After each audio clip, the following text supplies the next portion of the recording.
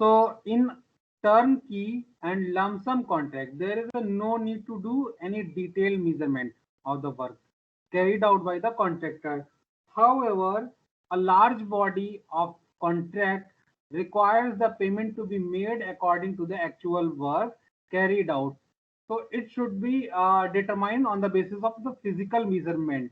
And this is done in most of the government department, that contractor is done on the payment is done on the measurement basis.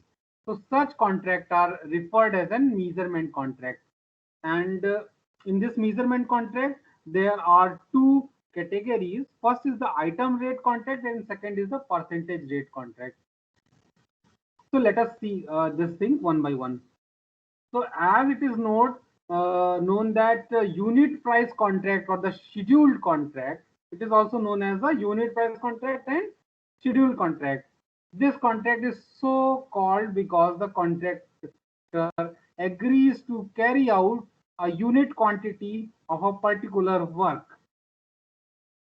for a particular sum of money, and this form of contract is in contrast to a lump sum contract where the agreement is done for delivering the entire project for a certain sum. The contractor carries out a detailed analysis to determine the rate of each individual item. The total contract value of the work is found out by multiplying the quantity of each item by quoted rate of the contractor and adding the cost of all items. It is possible that some items may not be mentioned in bill of quantities, but may be essential for the completion of job. In such a case, the applicable rates are determined on the basis of labor, material, equipment, overhead involved. In such contracts, an accurate account of actual work is kept and payment is made only for the actual work carried out. So, in other words, there can be a difference in the quantities of work actually executed and those unforeseen in the estimate. The item rate contract is mostly used for all types of engineering work of the government undertaking, including the railway department. So it is suitable for the work which can be distinctly split into the various items and quantities, and each item can be estimated accurately. So there are several advantages and disadvantages of this item rate contract. Let us see this.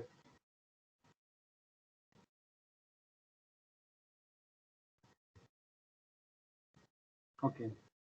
So this method ensures a detailed analysis of cost and payment to the contractor. This is the benefit, and it is based on the measurement of each type of each item actually done. So this method is more specific in terms of the payment. Also, change in the drawing quantities of the individual item can be made as per the requirement within the agreed limit. Also, there is no urgency of providing the detailed drawing at the time of awarding the contract. It can be prepared later on. Also, there is no urgency of providing a detailed drawing at the time of awarding the contract. It can be prepared later on. A contractor is asked to write down the rate of the individual item in figures and words both. So it is not easy to form a cartel during the submission of the tender.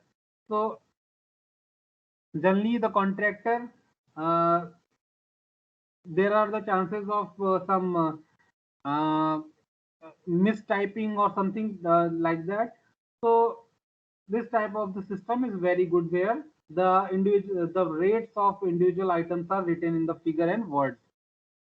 In this type of the contractor has to initially invest his own money for starting the work, so the owner gets some time arrange the fund. Also, the comparison can made in the rates quoted by the contractor and the scheduled rate prepared by the department. In this way, it is easy to know whether the tender is balanced or not. There are several disadvantages of also of this contract, like the comparative statement of the item rate tenders are more elaborated and comprehensive and intelligent scrutiny is required. Also, a contractor may quote more item rate in word, excluding the paisa intentionally in order to temper the rates. Additional staff is required to take the detailed measurement of the work. The scope of saving with uses of inferior quality material may prompt the contractor to do so. Final price of the construction is not knowing precisely until the last piece of the work is completed. If there is a significant difference between the estimated quantities and the reality of the situation, the owner is put in adverse financial situation. Also, so these are the disadvantages. So there is also another type of the method, that is the percentage rate contract. So it is just a category under that. So this form of the contract, the tender document contains the analyzed schedule of rates for each item in addition to the detailed estimated quantities expected in the execution of the work. Thus, an estimate of the total value of the work is clearly available to the contractor. Now the contractor works out his rate for the items in the usual manner and arrives at his total price. This converted to a percentage by which his amount differs from the estimated given. This percentage is submitted as a quotation by the contractor. In other words, there is an overall modification in the rates of the contractor with this factor.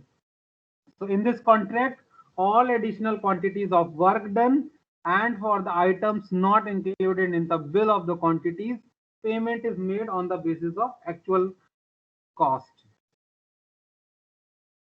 There are several advantages on this percentage rate contract.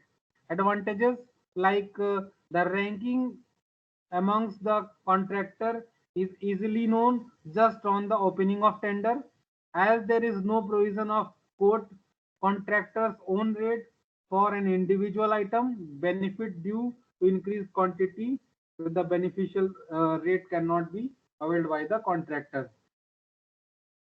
Also, there are several disadvantages. A disadvantage like the method requires a detailed analysis of rates to be carried out. Rate used to be frequently updated, otherwise the percentage quoted becomes too high. A contractor is required to write down only the percentage above or par on below. It is very easy to write such a rate in a few minutes before the time of submission of the tender. Also, by negotiating among the contractor, two or more may quote the same rate in order to get a part of work at high rate. There may be difficult to divide the work at equal amount among the contractors. So generally percentage rate contract is not very much suitable there. Also, there is another type of the contract that is known as a cost plus percentage. So in this type of the contract, the client agrees to pay the contractor a certain percentage of the actual cost incurred by the contractor while completing a job, in addition to the cost itself. The tenderer only quote the percentage. Often the client makes a part of the material available to the contractor, who is otherwise required to keep the detailed account of expenses incurred in order to be able to claim them in his bill. This type of the contract is usually used in emergency where the time may not be available to drop an estimate and work out the details of the item involved. The contractor may also be used for very uh, Small job where the traditional forms of contractor may also be used may not be justified, since all costs related to the material, labor, etc. are borne by the client. There are several advantages and disadvantages of this cost plus percentage contract system. So advantages like the contract can be quickly drawn up and agreed, and work can be completed in a shortest possible time. It is well suited during the war period or the calamity period, where the shortest possible project time is the main criteria in place of the cost. Also, it is particularly suitable when the work cannot be executed by the other type of the contractor due to the uncertainty and fluctuations in the market. Also, there are the disadvantages like the contractor only aims to make the cost of the project as high as possible because the percentage is associated with the cost, and the proper control over the purchase of material and of labor has to be exercised by the department or by the owner. So these are the limitations there. There is also other type of the other varieties of the contract like labor contract, like there is material supply contract, there is a cost plus fixed fee contract, and there is a cost plus sliding or fluctuating scale contract. There is a target contract. So this is all there.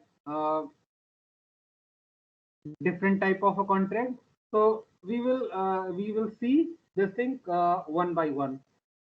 So basically, labor contract is associated with the labor. Here, the main concentration to arrange or supply the labor by the contractor. Advantages like the material laying with the owner that can be utilized. Work done throughout the labor contractor is superior quality as better quality materials arranged by the owner. The overall cost of the construction may be less because no profit is paid on the material. This system is very convenient for private building construction.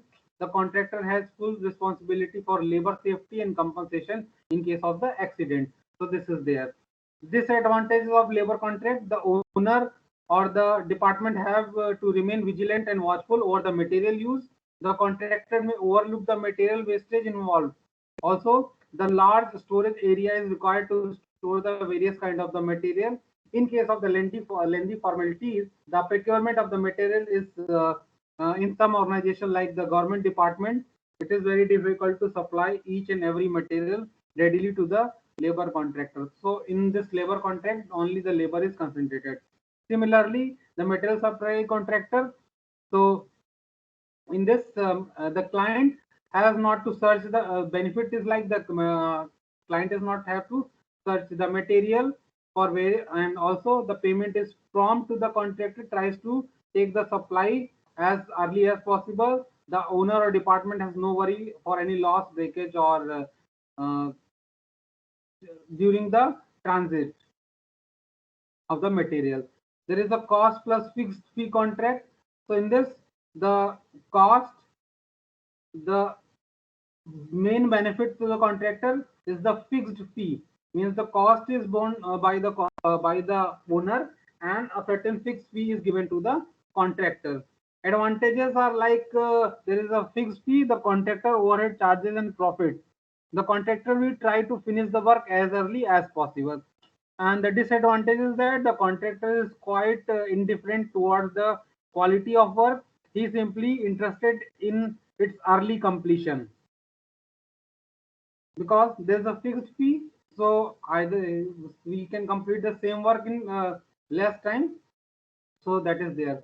Also, cost plus sliding or fluctuating fees scale contract. So in this, the fluctuating fees depending upon the time.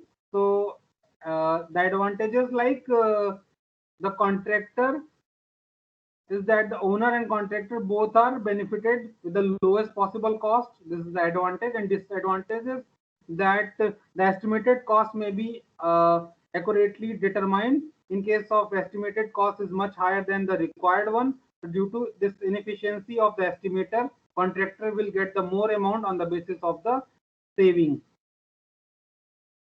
So this is the other type of variants of the contract. Now, along with that we have discussed about the management contract. So let us see what are the management contract. So in the management contract, the three variants under the management contract. First is the management, second is the construction management contract, and third is the design management and construction contract. So in this type of the contract, the managing contractor is appointed at the earliest possible time. This helps the client to avoid the delaying with a large number of a small contractor. In management contract, the client has to deal with a single contractor beside a designer. The principal contractor provides the planning, management, coordination services to the client. The design services are provided by the designer, who is separately appointed by the client. Some of the responsibility assigned to the management contractors are the preparation of the overall construction schedule, preparation of the work package schedule, coordinating the designer to steer through the design stage, assistance in subcontractor selection, coordinating among the different subcontractors. Usually, the principal contractor is barred from executing the construction work himself, though in some cases the principal contractor can contribute some resources such as form work, cranes, etc. Another type of the management contract is the construction management contract. So in this management contract, the construction manager appointed by the client at an early stage to provide the planning, management, and the coordination. The owner also appoints the designer and contractor for different work. Therefore, the role of the construction manager is mainly coordination between the different contractors, besides ensuring the timely completion of the project within the budgeted cost according to the specification. Some of the responsibility of this construction managers are advising the designer, advising the drawing suitable for work package, assisting the procurement, and managing the bidding process. Also, there is another type of the contracting system contractor, that is the design, management, and construction contract. So in this arrangement, the client appoints a single or a contractor or principal contractor to take care of the design and construction. Thus, the client has to deal with a single agency for both design and construction. The basic design concept may be provided by the client himself or through an independent agency. After the basic design concepts are frozen, the client calls for the tender and select the appropriate agency for providing the design, management, and construction services. In practice, the design, management, and construction contractor sublets the design construction work to the subcontractor and suppliers and coordinates among them. This method has been practiced in specialized jobs in industrial sectors like petrochemical industry, manufacturing plants, nuclear plants, offshore oil drilling platform, etc. The mode of the payment may be depend on the type of the construction.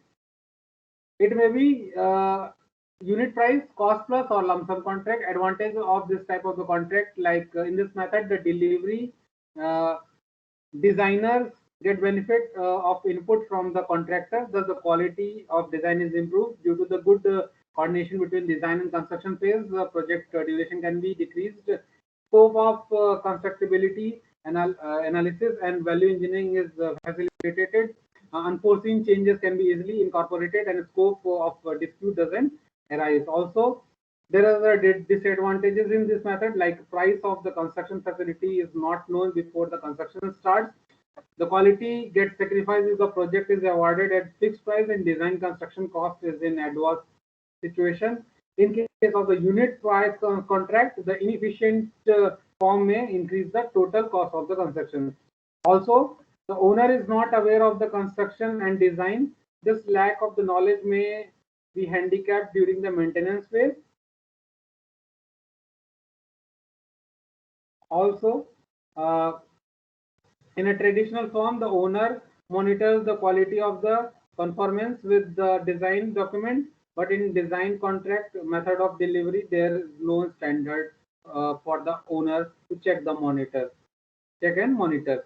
This arrangement doesn't guarantee the best possible price. Also, there is another type of the contracting system, that is the integrated contract. So in this integrated contract, the first is build design. So in this form of the contract, in which the contractor takes up of the responsibility both build and construct based on the basic plan drawing by the client. In other words, build and design contract constructions are handled within the single organizational structure, such as such conflict between the designer and the contractor is avoided. This also facilitates application of the uniform standard. In most cases, uh, cost plus fee contract or a lump sum contract that includes the both designer and the construction cost may be adopted. And contract of this forms are often adopted when the client has no in-house design and engineering department, and when subcontracting only the design to the separate agency is considered. Advantages tends to being the cost down, simulate the development of a technical powers in contract, and reduce the number of disputes and lawsuits. There is also a type of contract, that is the turnkey contract. So,